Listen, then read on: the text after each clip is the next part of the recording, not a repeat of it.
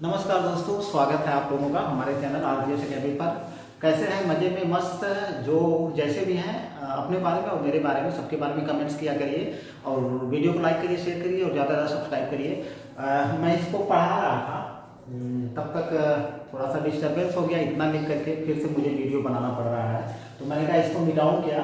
तो आज का हमारा जो सीडीपी का चैप्टर है वह है शैशवावस्था, जो कि जन्म से लेकर 5 से 6 साल, 5 या 6 वर्ष, टेक्निकल इश्यू है, 5 वर्ष या 6 वर्ष तक मानते हैं, ठीक है। और शैशवावस्था को 2 भागों में बांटा गया है। एक है शैशवकाल जो 0 से 3 वर्ष तक चलता है, और एक है पूर्व बाल्यकाल जो 3 से 6 वर्ष तक चलता है, ठीक है।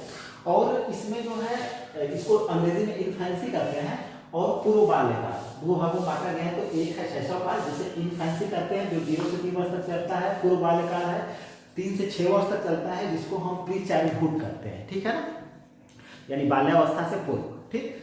तो अच्छा देखिए, यहां से अब एक क्वेश्चन बन जाता है कि भैया हमने बांट तो दिया, लेकिन इसका आधार क्या है? कोई ना कोई रीजन तो है, कारण क्या हो सकता है, इसके बांटने का रीजन क्या है, आप बताओ भैया, ठीक। अच्छा देखिए, वीडियो को पूरा देखिए, मजा आ जाएगा। मैं जो है इसको सीडीपी को वर्तमान परिप्रेक्ष्य से जोड़ करके पढ़ाऊंगा, ठीक है ना। आधार या कारण आप इसको बोल सकते हैं। भैया कारण क्या है, इसको हमने जो कहा है इसका कारण क्या है, कारण या आधार क्या है। तो बालक के शारीरिक मानसिक विकास और व्यवहार में परिवर्तन होते हैं। जैसे 0 से 3 साल का जो बालक होता है उसके शारीरिक विकास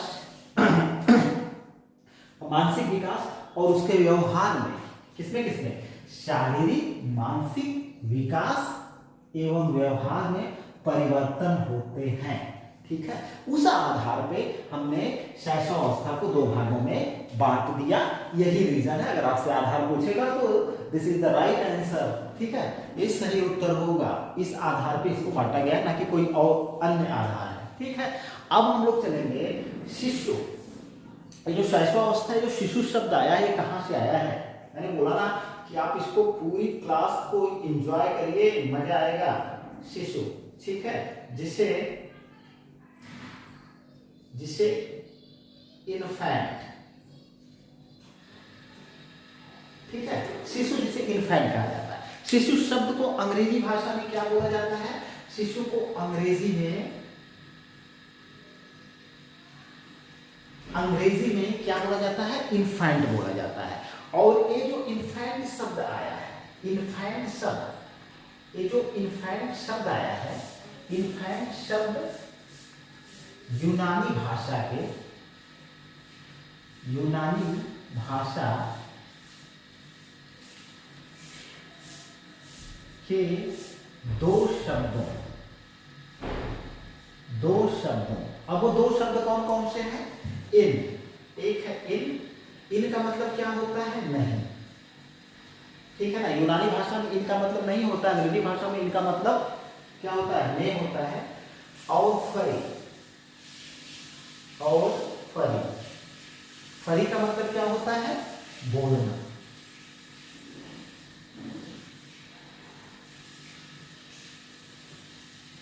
से मिलकर बना है,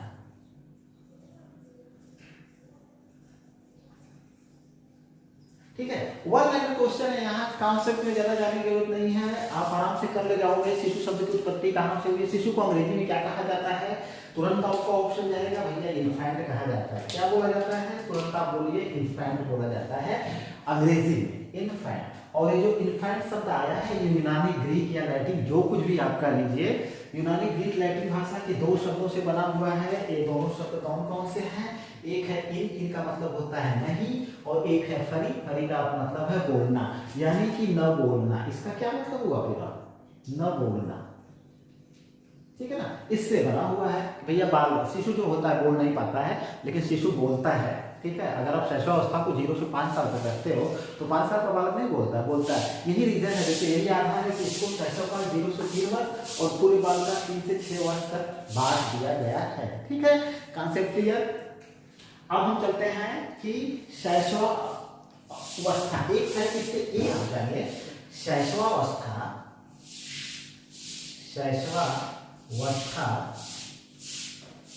पूरे मानव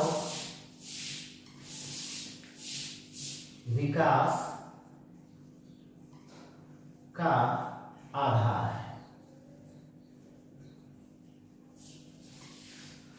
मानव का जो व्यक्तित्व होता है वह कैसा होगा, ठीक है, संत बनेगा, महात्मा बनेगा या दुरात्मा बनेगा, क्या बनेगा, इंजीनियर बनेगा, आईएएस बनेगा, क्या बनेगा, इसका निर्धारण जो है शैशवावस्था में ही हो जाता है। कई सारी परिभाषाओं में इसका जिक्र कर दिया जाएगा।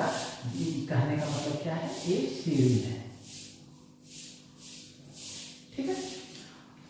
तो शैशवावस्था यही है। अब शैशवावस्था की कुछ परिभाषाओं को जानना हमारे लिए बेहद जरूरी है।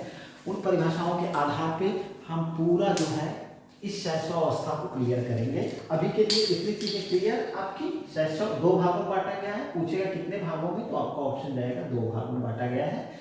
शैशव का कब से कब तक, इसको भी याद करके रखना है, 3 वर्ष, 0 से 3 वर्ष। पूर्व बाल्य का 3 से 6 वर्ष, ठीक है। आधार क्या है, आधार बालक के शारीरिक मानसिक विकास परिवर्तन है और व्यवहार में परिवर्तन है। किससे बना है, मैंने यहाँ पे जिक्र कर दिया है। चलिए अब देखते हैं कि भैया शिशु जो होता है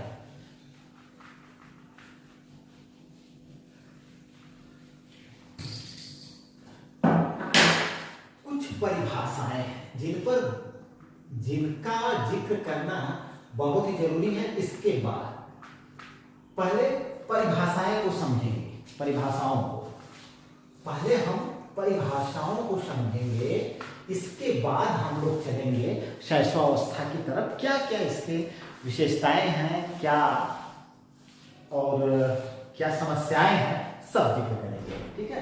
तो सबसे पहली परिभाषा पे हम चलना शुरू करते हैं। पहली परिभाषा में मैं रखूंगा हरलाक को, ठीक है। हरलाक ने क्या कहा, शैशवावस्था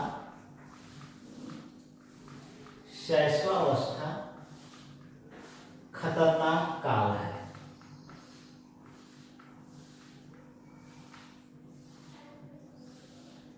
ठीक है, इसको आपको याद करके रखना है। हरलाक में होता कहते हैं भैया शैशवावस्था खतरनाक काल है। तो ऐसे ही तो बोले नहीं होंगे कि भैया शैशवावस्था खतरनाक काल क्यों है, उसका कई रीजन है। थोड़ा सा मैं आपको वर्तमान दृष्टिकोण से बताऊं। देखिए, इस काल में जो शिशु जो होता है, शिशु अबोध होता है, ठीक है ना, उसको किसी प्रकार की जानकारी नहीं होती, बुद्धि नहीं होती उसके पास। साइकोलॉजिकल दृष्टिकोण से देखें, ठीक है ना, बुद्धि का विकास धीरे धीरे ही होता रहता है, ठीक है ना। और जो वस्तुएं होती है उसके लिए क्या होती है, नवीन होती है, ठीक है। ये चीजें हो गई। और अगली चीज देखें कि उसका जो प्रतिरक्षा तंत्र जो होता है, प्रतिरक्षा तंत्र जो होता है कमजोर होता है, ठीक है। तो इसमें कई सारी चीजें होती हैं। बालक जो है जन्म लेने के बाद जो है शिशु अबोध होता है, उसको जो है अबोध होता है, उसके लिए वस्तुएं नवीन होती हैं, ठीक है ना। प्रतिरक्षा तंत्र कमजोर होता है और पूरी तरह से असहाय होता है। मतलब कहने का मतलब पूरी तरह से निर्भर होता है। अगर हम कहें परजीवी होता है तो परजीवी भी कोई गलत शब्द नहीं होगा। और इसके लिए माता और पिता पर सबसे अधिक जिम्मेदार होता है, ठीक है ना, माता और पिता पर। और सबसे पहले बालक माता के संपर्क में आता है, ठीक है। शिशु जो होता है माता के संपर्क में आता है। तो यहाँ पे इनके कहने का मतलब खतरनाक काल क्यों कहा है इन्होंने। अगर हम साइंटिफिक दृष्टिकोण से देखें तो बालक का जो प्रतिरक्षा तंत्र होता है, इम्यूनिटी सिस्टम जो होती है वो कमजोर होती है। आप देखते होंगे कि 0 से 5 वर्ष तक के बालक अधिक बीमार पड़ते हैं, ठीक है ना। उनको अधिक क्या होती है, उनको अधिक देखभाल की जरूरत पड़ती है, ठीक है। किस दृष्टिकोण से, स्वास्थ्य के दृष्टिकोण से, ठीक है, स्वास्थ्य के दृष्टिकोण से प्लस सुरक्षा के दृष्टिकोण से, दोनों दृष्टिकोण से। स्वास्थ्य के दृष्टिकोण से कैसे, बार बार बीमार पड़ता है, ठीक है ना। तो उसका पोषण सही होना चाहिए, ठीक है। बीमारियों से बचाव के लिए कई तरह के टीके आपको लगवाने पड़ेंगे, और हर समय चौकन्ना रहना पड़ेगा, ठीक है ना। कहीं की भी लापरवाही, थोड़ी सी लापरवाही जानलेवा साबित हो सकती है। ये चीज हो गई। सुरक्षा का मतलब क्या होता है, बालक के लिए सारी चीजें नवीन होती हैं, शिशु के लिए सारी चीजें नवीन होती हैं। वह वातावरण के संपर्क में आता है, माता पिता के संपर्क में आता है, नई नई वस्तुओं के संपर्क में आता है, जिससे वह अपरिचित होता है, ठीक है ना। अब थोड़ा अगर मान लीजिए वह जो है क्या बोलते हैं, आग और पानी में भेद नहीं कर पाएगा, आग पानी में भेद नहीं कर पाएगा, ठीक है ना। अब ये सब नहीं कर पाता, वो आग को छू सकता है, हाथ जल सकता है, ठीक है ना। पानी को नहीं समझ सकता है, पानी में जा सकता है, ठीक है ना, डूब सकता है। तो इस प्रकार की देखभाल की जरूरत पड़ती है बच्चे को, और उसका इम्यूनिटी सिस्टम भी कमजोर होता है। अब चले थोड़ा, अब देखिए खतरनाक काल। अब साइंटिफिक दृष्टिकोण से अगर देखा जाए तो खतरनाक काल क्यों है, आइए देखते हैं। देखिए एक शब्द है नियोनेटल मॉर्टेलिटी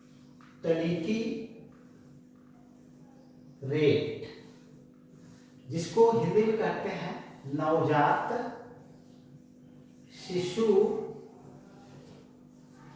मृत्यु दर।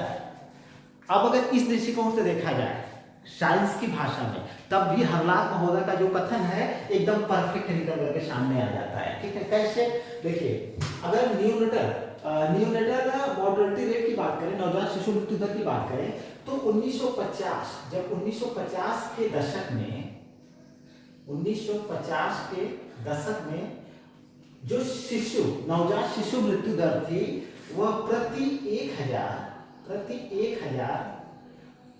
पर कितनी थी, 108 थी, यानी 1000। और ये जो नियोनेटल मॉर्टेलिटी रेट थी, ये सबसे बड़ी बात कि 0 से 1 महीने की थी। सोच लीजिए आप, 0 से 1 महीने, यानी 0 से 1 महीने में प्रति 1000 बच्चे में से 1950 के दशक में सिर्फ 1 महीने की उम्र पूरा होते होते 108 बच्चों की मृत्यु हो जाती थी। 5 साल का अगर रेट निकालेंगे तो कितना ज्यादा रहा होगा, आप सोच सकते हो। तो खतरनाक अवस्था है, पूरी तरह से इनकी परिभाषा को क्लियर करता है कि नहीं करता है। अच्छा, अब अगर देखिए वर्तमान में क्या स्थिति है इसकी,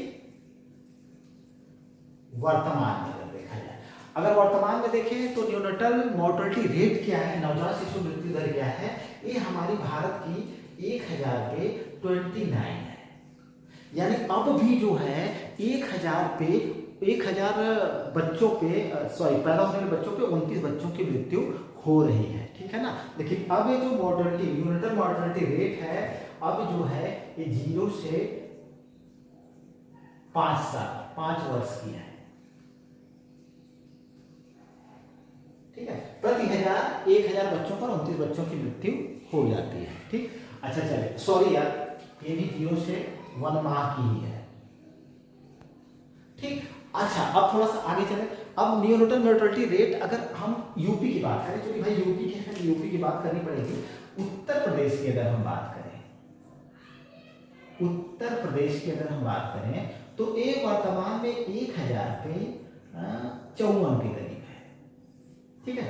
मतलब प्रति 1000 में से 54 बच्चे ऐसे होते हैं जो 0 से 1 महीने के अंदर उनकी मृत्यु किसी न किसी कारण से होती है, ठीक है। तो आप समझ सकते हो कि नियोनेटल मॉर्टेलिटी रेट की क्या स्थिति है भारत में और यूपी में क्या स्थिति है। तो आप साइंटिफिक दृष्टिकोण से भी देखें तो हरलाल की परिभाषा एकदम क्लियर, सही उतरती है, मतलब सही साबित होती है। और इसके बाद 5 साल तक बच्चों को देखभाल की जरूरत पड़ती है। मैंने बताया ना, कई सारी चीजें नवीन होती हैं, परिस्थितियों से उसका सामना करना होता है, सीखता है, गड़बड़ी करता है, गलतियां करता है। तो ये हरलाल की परिभाषा है, और हरलाल की परिभाषा को मैंने वर्तमान उदाहरण से सही साबित कर दिया, ठीक है, सही बोला मैंने। आगे चले, दूसरी परिभाषा देखें। दूसरी परिभाषा पे अगर चला जाए तो वैलेंटाइन की परिभाषा आई जमती है। वैलेंटाइन महोदय क्या कहते हैं, शैशवावस्था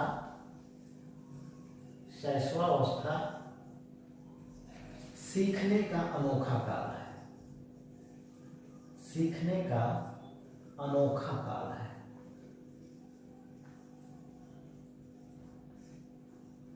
या अवस्था है। वैलेंटाइन में उधर कहते हैं कि भैया शैशवावस्था जो होती है वो सीखने का अनोखा काल BIMP है, कई बार एग्जाम में आया हुआ। इसको अब इसकी परिभाषा को थोड़ा सा छोड़ें। अनोखा का मतलब क्या,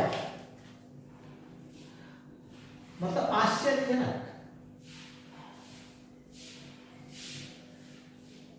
ठीक है ना, आश्चर्यजनक अवस्था है। शिशु इस अवस्था में 0 से 5 साल में जब उसकी शारीरिक मानसिक प्रक्रिया तीव्र होती है, मतलब बढ़ता है, जैसे जैसे शारीरिक विकास होता है, मानसिक विकास होता है, जैसे परिवार पड़ोस वगैरह वगैरह के संपर्क में आता रहता है, तो कई सारी नई नई चीज़ों को, नवीन चीज़ों को सीखता है, ठीक है ना। और वह इन नवीन चीज़ों को सीखने के क्रम में कई बार गलतियाँ करता है और उससे भी सीखता है, ठीक है ना। अब इसमें भी जैसे मान लीजिए 0 से 3 साल के जो बच्चे होते हैं उनकी कुछ गतिविधियां ऐसी होती हैं, गतिविधियां या आप जिसको कह सकते हो क्रियाकलाप ऐसे होते हैं कि हमको जो है हंसी आती है, ठीक है ना। उनके बच्चों के क्रियाकलाप जो होते हैं उनको देख करके हमको हंसी आती है। क्यों? क्योंकि उनकी जो गतिविधियां होती है ना वो आश्चर्यजनक होते हैं। जैसे कि मान लीजिए जो काम हमको नहीं करना चाहिए वो काम वो करते हैं, ठीक है। और कई सारे ऐसे कार्य होंगे, मतलब इसको कुछ ऐसे फैक्ट होते हैं जो आपको समझने की जरूरत नहीं है, आपके साथ आपके परिवार में हो रहा है उसको आप समझ लोगे। तो कई सारे ऐसे क्रियाकलाप करता है जो अनोखा होता है, ठीक है। इसलिए वैलेंटाइन ने कहा कि शैशवावस्था सीखने का अनोखा काल है, ठीक है। चलिए अब देखते हैं, एक परिभाषा है जॉन लॉक की। जॉन लॉक बोलते हैं, इनकी परिभाषा है The mind of child is tabula rasa, tabula rasa, ठीक है। ये जॉन लॉक की परिभाषा है, यानी हिंदी में इसको क्या कहेंगे, बच्चे का दिमाग, बच्चे का दिमाग तबूला रासा है। तबूला रासा जिसको अंग्रेजी में बोला जाता है ब्लैंक स्लेट, ब्लैंक स्लेट। अब इसको अगर हिंदी बोले तो खाली पट, ठीक है। जॉन लॉक महोदय कहते हैं कि बच्चे का दिमाग जो होता है वह क्या है, the mind of child, the mind of child is tabula rasa, the mind of child is blank slate, मतलब कि खाली पट्ट है बच्चे का दिमाग, शिशु का दिमाग, ठीक है। यानी उसमें आप जैसे, अब इसमें रंग भरने की जिम्मेदारी हमारी किसकी है, माता पिता की होती है। यानी कि बच्चा, अब देखिए यही जो माता पिता की पहले होती है, इसके बाद बहुत सारे लोग उसमें भूमिका अदा करते हैं।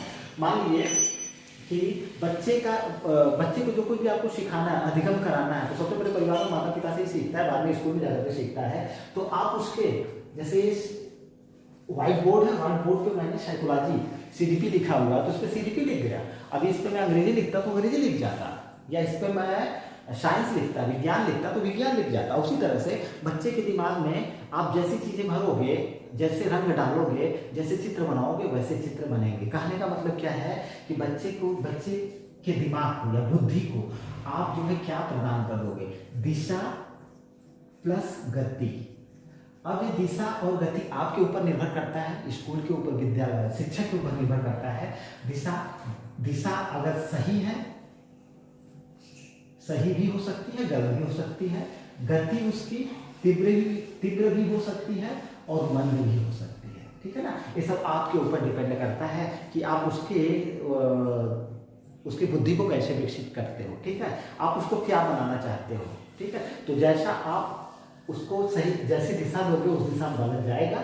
उसकी गति को आप तीव्र करोगे, अगर आप उसको लगातार शिक्षा देते रहेंगे तो लगातार पढ़ता रहेगा, ठीक है। अगर आप ब्रेक कर देंगे तो उसकी गति मंद पड़ जाएगी सीखने की, और अगर आप उसको लगातार पढ़ाते रहेंगे तो उसकी गति तीव्र होती जाएगी, बच्चा जल्दी सीखेगा। मान लीजिए एक एग्जाम्पल समझा रहा हूँ, दिशा सही होनी चाहिए, दिशा भी, डायरेक्शन भी सही होना चाहिए, ठीक है ना। दिशा में कई सारी चीजें आ जाती हैं, जैसे उसमें बालक के अंदर सिर्फ शिक्षा की बात नहीं हो रही है, बहुत सारी चीजें सामाजिक और नैतिक गुणों के विकास की भी बात हो रही है। तो ऐसे गुणों का विकास अगर आप कर रहे हो तो उसकी दिशा सही है, और अगर उसके अंदर अनैतिक गुणों का विकास हो रहा है तो उसका व्यक्तित्व विघटन हो जाएगा, ठीक है ना। तो उसमें असामाजिक और अनैतिक गुणों का विकास होगा, गुण नहीं कहेंगे, असामाजिक और अनैतिक अवांछनीय तत्वों का विकास होगा, जो कि खुद उसके लिए भी हानिकारक है और समाज के लिए भी हानिकारक होंगे। तो बच्चे का दिमाग खाली प्लेट, जैसे रंग भरेंगे आप वैसा ही सुंदर चित्र उसमें बनेगा। ये जिम्मेदारी हम लोगों की है कि हम उसमें कैसे रंग प्रदान करते हैं। तो 2 परिभाषाओं को मैंने क्लियर करा दिया। आगे चलते हैं, अगली परिभाषा पे लिखाना पड़ेगा।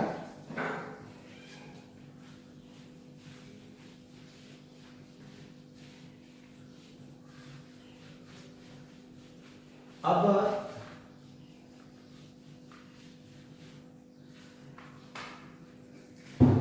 2 परिभाषा हमने देख ली, 4-5 परिभाषाएं बहुत ही आईएमपी जिनको देखना जरूरी है। मेरे टाइम का हो गया, लिखा हो गया। अब देख लेते हैं, एक है सिगमंड फ्रायड।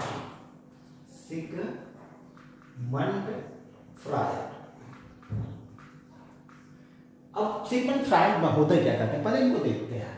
ये कहते हैं कि बालक को जो कुछ भी बनना होता है,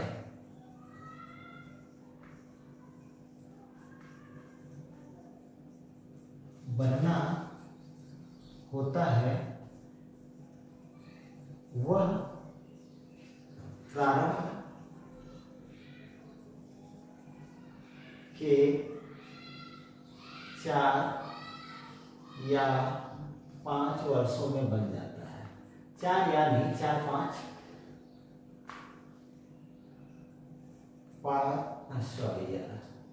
4-5 वर्षों में बन जाता है।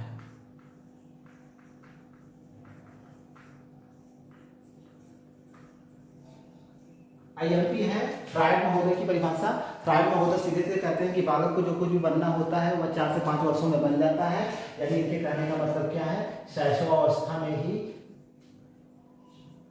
इनके कहने का मतलब है कि शैशवावस्था में ही बालक क्या बनेगा, ठीक है, उसकी समाज में क्या भूमिका होगी, ठीक है, वह डॉक्टर बनेगा, इंजीनियर बनेगा, अध्यापक बनेगा, या क्या बनेगा, संत बनेगा, कवि बनेगा, महात्मा बनेगा, ठीक है। हो सकता है अगर उसमें अवांछनीय या असामाजिक या अनैतिक तत्वों का विकास हो रहा है तो चोर डाकू भी बन सकता है, ठीक है, कुछ भी बन सकता है।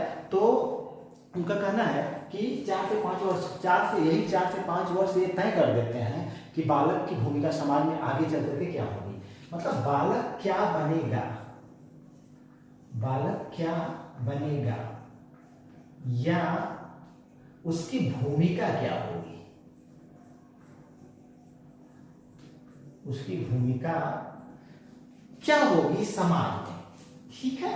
ये जो है इसके शुरू के शैशवावस्था के जो 4 से 5 साल तक के वर्ष हैं ये तय कर देते हैं, ठीक है। हमारे हिंदी में एक कहावत है, पूत के पांव पालने में, पूत के पांव पालने में, पूत के पांव पालने में कहा जाता है। वही, यही कहने का यही मतलब है कि पूत के पांव पालने में, यानी कि जो शिशु होता है वो क्या होगा, ठीक है, प्रतिभावान बनेगा या मतलब उसमें नकारात्मक चीजें विकसित होंगी, तो ये चीजें मतलब शैशवावस्था में उभर करके सामने आ जाती हैं। इनके कहने का मतलब ये है, ठीक है। अगले देखिए परिभाषा है,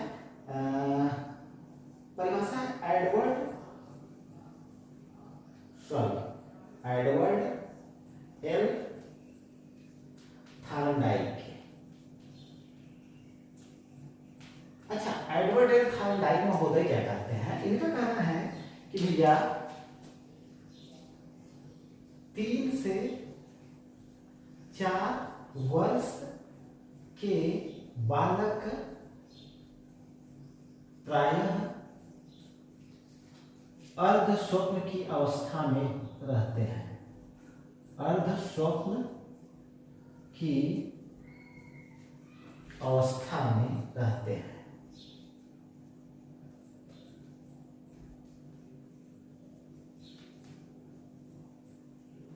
ठीक है। अब देखिए इनकी परिभाषा को तोड़ा जाए, थार्नडाइक महोदय कहते हैं ये 3 से 4 आपको रट के रखना है, इनकी ये 4 से 5 साल आपको रट के रखना है। ठीक है, 4 से 5 ये बोलते हैं, 3 से 4 ये कहते हैं कि 3 से 4 वर्ष के बालक अर्ध स्वप्न की अवस्था में रहते हैं। किस अवस्था में रहते हैं? अर्ध स्वप्न की अवस्था में रहते हैं। अर्ध स्वप्न का मतलब क्या है कि वास्तविकता प्लस अवास्तविकता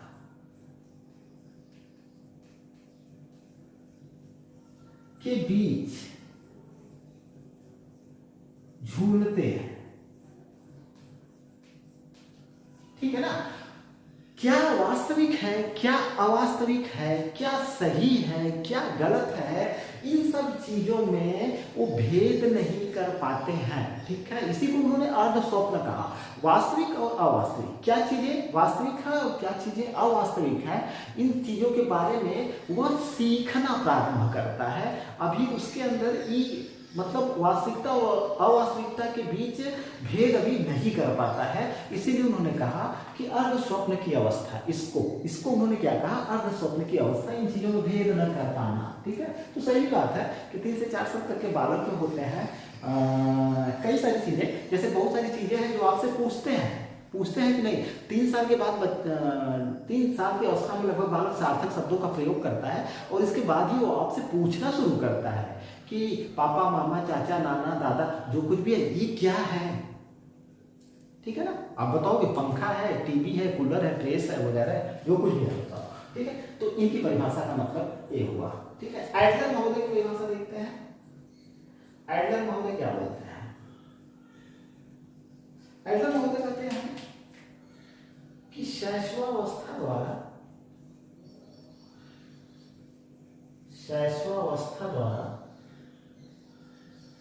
जीवन का पूरा क्रम निश्चित होता है।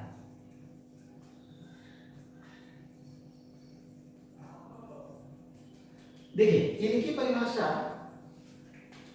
और सिगमंड फ्रायड की परिभाषा में कोई अंतर नहीं है, बस थोड़ा सा शब्दों का तोड़ मरोड़ है यहाँ पे। एडलर कहते हैं शैशवावस्था द्वारा जीवन का पूरा क्रम निश्चित होता है, ठीक है। जीवन का पूरा क्रम निश्चित होता है, ठीक है। यानी शैशवावस्था क्या होती है? पहली सीढ़ी होती है, ठीक है ना। पहली सीढ़ी है, क्या है? पहली सीढ़ी होती है किसकी? विकास की क्या है? पहली सीढ़ी है। अब यही अगर पहली सीढ़ी टूट गई है तो दूसरी से लेकर के 10वीं या 100वीं तक की सीढ़ी अगर खूब मजबूत भी आप बना लो, लोहे की बना लो, फौलाद की बना लो, उसका कोई मतलब नहीं निकलना है। अगर बच्चा जो है इसमें जो है अगर उसका विकास सही ढंग से हो गया, उसको सही दिशा और गति मिल गई तो ऑटोमेटिक वो जो है अगली सीढ़ियों पर वो चढ़ता चला जाएगा, ठीक है, कोई प्रॉब्लम नहीं होगी। लेकिन अगर इसी सीढ़ी पर बच्चा डगमगा गया, यानी कि उसका चाहे शारीरिक विकास हो, चाहे मानसिक विकास हो, चाहे बौद्धिक विकास हो, किसी में भी कोई समस्या उत्पन्न हुई तो बालक के उसका प्रभाव उसके पूरे जो है अवस्थाओं पर पड़ता है, ठीक है। तो इनके कहने का मतलब यह है कि शैशवावस्था द्वारा बालक के जीवन का पूरा क्रम निश्चित होता है, ठीक है। बालक क्या बनेगा, क्या उसकी भूमिका होगी, सब जो है यही शैशवावस्था जो है यही निश्चित कर देती है, ठीक है। तो एडलर की परिभाषा हमने देख लिया, थॉर्नडाइक की हो गई, सिगमंड फ्रायड की हो गई, वैलेंटाइन की हो गई और जॉन लॉक की हो गई। अब देखते हैं, हाँ, रूसो की। देखिए, रूसो वाला मिस हो रहा था। रूसो की परिभाषा बहुत ही आई थी। इन्होंने कहा कि बालक के हाथ, पैर व नेत्र उसके प्रारंभिक शिक्षक होते हैं, उसके प्रारंभिक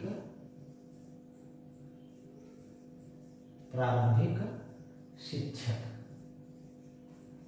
होते हैं,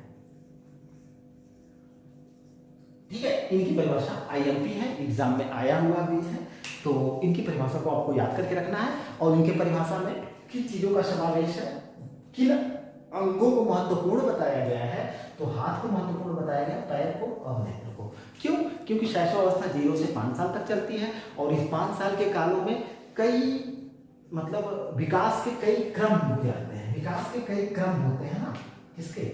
विकास का कई क्रम चलता है बालक के, विकास का कई क्रम चलता है। तो आपने देखा होगा कि शैशवावस्था में यानी शुरू के 2-3 महीनों में जो बच्चा होता है वह जो है उसकी शारीरिक क्रियाकलाप नहीं कर पाता है, हाथ पैर अभी भी नहीं चला पाता है, ठीक है ना। एक कम से कम 1 महीने तक तो एकदम कुछ नहीं कर पाता है, सिर्फ उसके नेत्र जो होते हैं वही काम करते हैं, नेत्र से ही देखता है, ठीक है, नेत्र से देखता है। इसके बाद बालक जैसे ही 2-3 महीने का हो जाता है तो अपने हाथ पांव को चलाना शुरू कर देता है, हाथ पांव के क्रियाकलाप शुरू हो जाते हैं, ठीक है। तो कहते हैं कि हाथ पैर व नेत्र उसके प्रारंभिक शिक्षक हैं। तो नेत्र तो प्रारंभिक शिक्षक हो गया, इसने बताया जब वो देखना शुरू करता है, ठीक है, पहले शारीरिक गतिविधि नहीं होती है, ठीक है, शारीरिक गतिविधि में पहले नेत्र काम करना शुरू करता है, ठीक है ना, पहले बच्चा देखता है, ठीक है। जब कुछ समय गुजरता है तब वो हाथ और पांव की क्रियाकलाप भी करना शुरू कर देता है और धीरे धीरे चल करके आगे जो है सारी क्रियाकलाप उसके हाथ पैर नेत्र के चालू हो जाते हैं। बच्चा जो है उसको क्या बोलते हैं, बगैया खींचना शुरू कर देता है, घुटने के बल जो चलते हैं। इसके बाद जो है 1 साल तक जाते जाते बच्चा चलने लगता है, ठीक है ना, दौड़ने लगता है। तो शुरू में बच्चे की जो गतिविधि होती है वह हाथ पैर से ही होती है कि नहीं होती है, इसमें कुछ भी समझाने वाली बात नहीं है, ठीक है ना। और इसके शिक्षक क्यों है, शिक्षक इसलिए है कि बच्चे के लिए सारी चीजें क्या होती है, नवीन होती है, ठीक है ना, नवीन होती है। वह जो है क्या चीज उसके लिए अब देखिए क्या उसके लिए लाभदायक है और क्या उसके लिए हानिकारक है, इसके बारे में वो नहीं जानता है, ठीक है ना। वो आग को भी पकड़ लेगा, उसको नहीं पता है, लेकिन जब आग को पकड़ेगा वो, जब हाथ जलेगा वो, तब क्या करेगा, उससे सीखेगा कि नहीं भैया ये क्या है, हानिकारक है, इसको हमको नहीं छूना है, ठीक है ना। और लाभदायक चीजें जो है, मान लीजिए बहुत सारी चीजों को छूता है, पकड़ता है, उसको मतलब अच्छा लगता है, तो जानेगा कि चलिए इससे कोई मुझे हार्म नहीं पहुंच रहा है। तो इनकी परिभाषा, रूसो की जो परिभाषा है कि बालक के हाथ पैर और नेत्र उसके प्रारंभिक शिक्षक है, राइट, ठीक है। तो क्यों शिक्षक है, क्योंकि एक एग्जाम्पल से मैंने इसको क्लियर कर दिया है कि इसीलिए इसको प्रारंभिक शिक्षक बोला जाता है, ठीक है। तो शैशवावस्था की ये रही 5-6 परिभाषाएं जिनको आपको याद करके रखना है, ठीक है। अब चलिए मिलते हैं अगले नेक्स्ट वीडियो में। अब हम लोग शुरू करेंगे शैशवावस्था की विशेषताएं, शैशवावस्था की शारीरिक मानसिक जितने भी परिवर्तन है, ठीक है, विशेषता और परिवर्तन को देखेंगे, ठीक है। तो आज की वीडियो कैसी लगी कमेंट करिएगा। हाँ, एक बार फिर से बोलना चाहता हूँ, सब्सक्राइब करिए, ज़्यादा से ज़्यादा लाइक करिए, शेयर करिए और ज़्यादा लोगों तक पहुँचाइए, ठीक है। वीडियो देखने के लिए आप लोगों का बहुत बहुत धन्यवाद। मिलते हैं अगले CDP के शैशवावस्था के क्लास पार्ट 2 में।